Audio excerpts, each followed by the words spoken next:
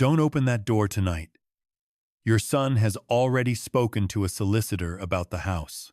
Those were the first words Barry Hutchins said to me, barely above a whisper, leaning across the counter of his repair shop with my late wife's watch sitting between us like a small confession.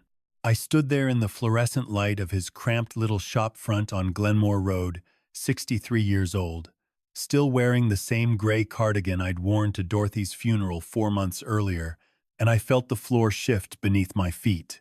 I almost laughed. I thought he was joking. He wasn't. Let me go back to the beginning, because none of this makes sense without it. Dorothy and I had been married for 38 years.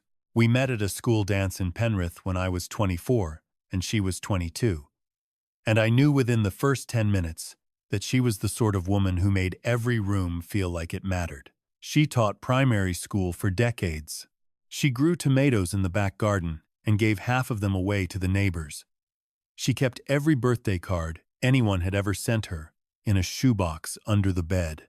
She was, without question, the best person I have ever known. We had one son together. His name is Noel. Noel was 34 when his mother died. He worked in property development in the city and had done well for himself, or so he told us. He drove a new car every 2 years. He wore shirts that cost more than my weekly pension. He called on Sundays. Not always, but often enough that I never thought to question what was underneath the surface of things. Dorothy died in early autumn. The doctors called it cardiac arrhythmia. She had been tired for months, complained of dizziness, lost her appetite in the weeks before. We had chalked it up to stress, to age, to the way life sometimes slows down without asking permission. The postmortem found nothing that alarmed anyone. She was 61. Hearts give out. That is what they told me, and I had no reason not to believe them. I buried her on a Wednesday. Noel stood beside me at the graveside and held my arm, and I thought, in that moment, that grief was the one thing that could make a man feel grateful for his children. I should have looked more carefully at his face. 4 months passed. I rattled around in our house in Springwood, in the lower Blue Mountains, trying to remember how to cook for one and how to sleep in a bed that felt 3 times too large. I kept Dorothy's things where she'd left them for longer than was probably healthy. Her cardigan on the hook by the back door. Her reading glasses on the kitchen windowsill. Her watch on the dresser in our bedroom, the little gold one her mother had given her, the one she wore every day for 20 years until the winder stopped working, and she set it aside, meaning to get it fixed, and never quite got around to it. One morning I picked up the watch and turned it over in my hand and thought, I'll take it in. It was something small I could do for her, something that still made sense. Barry Hutchins had repaired watches and clocks on Glenmore Road for as long as I could remember. He and his wife Pauline had come to Dorothy's funeral. We weren't close friends, exactly more the kind of people who wave from driveways and stop to talk at the post office, but he had known Dorothy, and I trusted him with her things in a way I wouldn't have trusted a stranger. I brought the watch in on a Tuesday morning. Barry looked up from behind his magnifying headset. He took the watch gently, turned it over, set it on the felt pad on his workbench. He said he'd have a look. I said I'd come back Thursday. He called me Wednesday afternoon. His voice on the phone was careful, measured. He said there was something I needed to see before he went any further with the repair. He said I should come alone and not mention it to anyone. I assumed he meant the watch was damaged beyond what I'd expected, that it would be expensive, that he wanted to prepare me in person rather than on the phone. I drove over that afternoon not particularly worried. That was when he leaned across the counter and told me not to open my door that night. I stared at him. He turned the watch over in his hands, and then he set it face down on the counter between us. On the back of the case, where the plain metal should have been, there was a tiny seam that shouldn't have been there, a hairline gap running along one edge, as though the backing had been reopened and resealed. Barry had noticed it when he went to remove the case to access the movement. He'd opened it carefully and found, instead of just the standard watch mechanism, A micro SD card no larger than a thumbnail pressed flat against the inner casing with a small piece of Watchmaker's tape. He handed me the card in a small, clear envelope. I looked at it for a long time without speaking. He said he had a card reader in the back room. He said, whatever was on it, I should know about before I went home. He said he'd been awake since the night before, since the moment he found it, trying to decide what to do. He said he was sorry to be the one to tell me. But Barry Hutchins was a decent man, and decent men speak up even when it costs them something. We went to the back room together. He plugged the card reader into his computer. There was one folder on the card. Inside the folder were two files. The first was a video. The second was a document. I asked him to open the document first. I don't know why. Perhaps I already understood, somewhere deep and unwilling, that the video would be the thing I couldn't take back. The document was a letter, 3 pages, typed. In Dorothy's voice, and I knew her voice in text as well as I knew it in person. Every turn of phrase. The way she used dashes instead of commas when she was upset. The way she always began difficult sentences with the word simply. It was simply not something I could ignore any longer. That was the third line of the letter. I knew it was hers before I had finished the first paragraph. She had written it 6 weeks before she died. She had addressed it to me, and she had hidden it inside her watch because she didn't trust the house. I am going to tell you what the letter said. But first, you need to understand something about our son that I only came to understand by reading those 3 pages in a watch repair shop while Barry Hutchins stood quietly by the door, pretending to examine a clock on the shelf so that I could have some privacy with the worst thing I had ever read. Noel had been in serious financial trouble for nearly 2 years. Not the kind of trouble you mention at Sunday dinner, the other kind. He had made leveraged investments in a development project on the South Coast that had collapsed. And when it collapsed, it had taken with it a great deal of money that did not belong to him. Money borrowed from private lenders who were not the forgiving sort. Dorothy had discovered this not because Noel told her, but because she had found a letter in his jacket when she took it to be dry cleaned, an old habit of hers, checking pockets. The kind of domestic vigilance that most people never think about until it saves their life or breaks their heart. She had confronted him privately, without telling me. That had been her first mistake, and she wrote about it with a clarity that made me ache, because she knew it was a mistake even as she was making it. She wanted to protect me. She thought she could handle it. She thought her son, her boy, would hear reason. Noel had sat across from her at the kitchen table, our kitchen table, where we had eaten 10,000 meals, where he had done his school homework, where Dorothy and I had drunk tea every morning of our married lives, and he had told her, calmly, that the situation was more complicated than she understood. He told her that the only asset that could resolve his position was the house, the Springwood house, the one his father's name was on, the one his parents had lived in for 26 years. He told her he had already spoken to a solicitor about what would happen to the property if one of his parents were to die without an updated will. Dorothy wrote, "He didn't threaten me outright.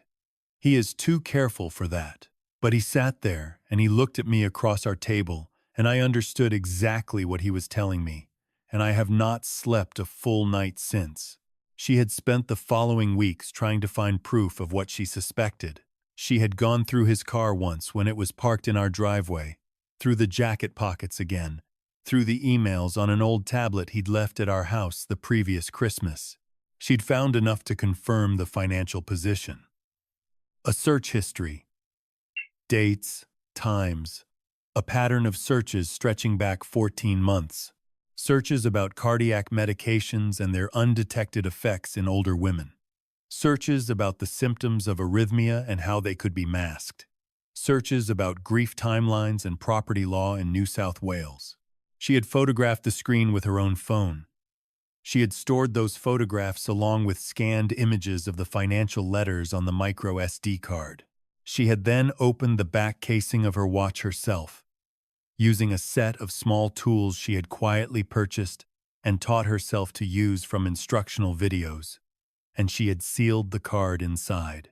She had hidden the truth inside the one object she knew I would eventually bring to Barry Hutchins, because she knew me, because she knew I would want to fix the things she had left behind, because after 38 years, she understood exactly how I worked, and she had used that knowledge to reach forward through her own death and take my hand. I sat in that back room for a long time. Barry brought me a glass of water, and then another one. He didn't say much. There wasn't much to say. Eventually, I asked him to open the video file.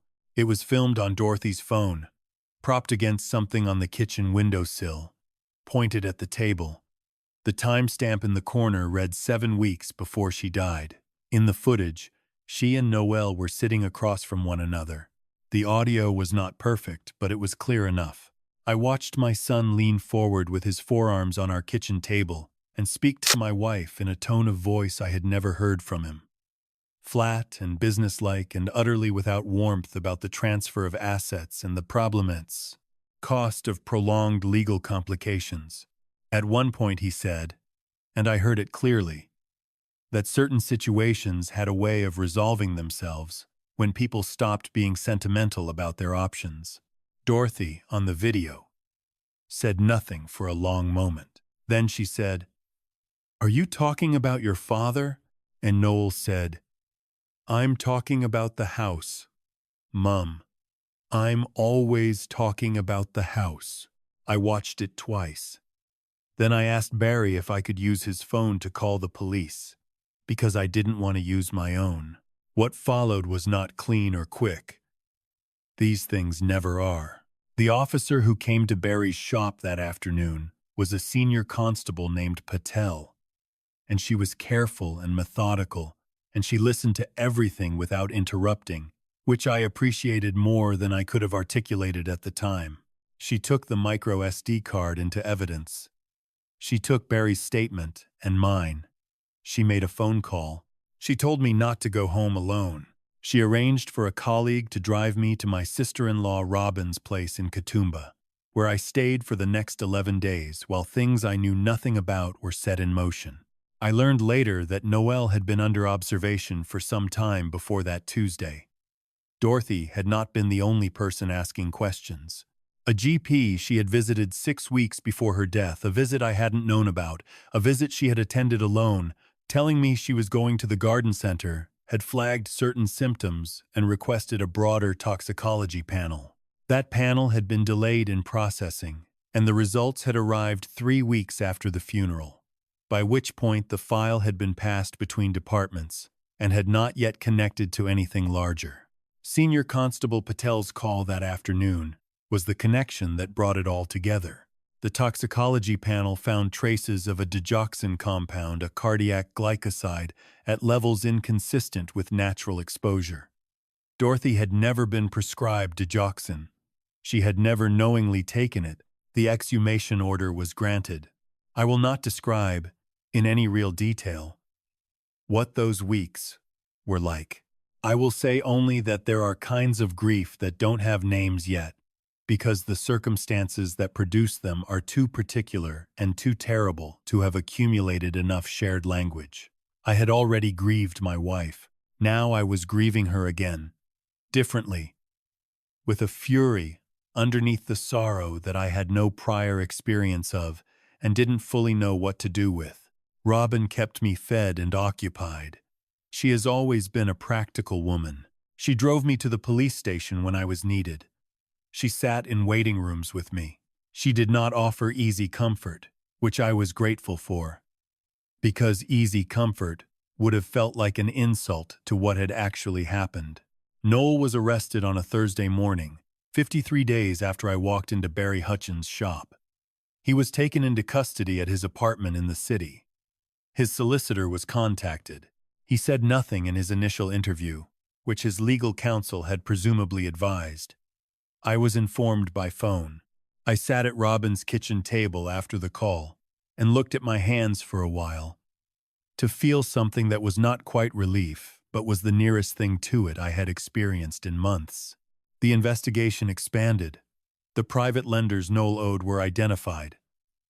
A hard drive from his apartment contained additional searches, and critically, a deleted email thread with someone I will refer to only as a contact, discussing methods of administration for certain compounds in a way that left very little room for innocent interpretation.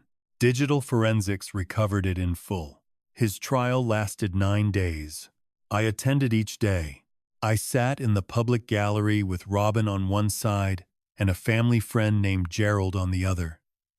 And I watched the evidence presented, and I watched my son sit at the defense table in a gray suit that probably cost more than Dorothy's watch, and I felt the strange doubling sensation of loving someone and knowing exactly what they had done.